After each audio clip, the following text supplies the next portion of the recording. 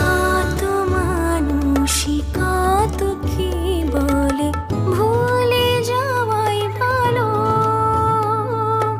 ওরা কি জানে তোর দেয়া ঘায়ে কিভাবে দিন ফুরালো। কেন মোমের পুতুল গলছে এমন বলা বারণ, বোবা হাসিতে রোজ মরছে জীবন। জীবনের কঠিন বাস্তবতা পল্লবকে মেনে নিতে হয়েছে, কিন্তু বিবাহের পর থেকে পল্লব একটি বারের জন্যও পুষ্পকে ভুলতে পারেনি। ধীরে ধীরে মানসিক ভারসাম্যহীন হয়ে পড়ে পল্লব, আর তাই পল্লবকে ছেড়ে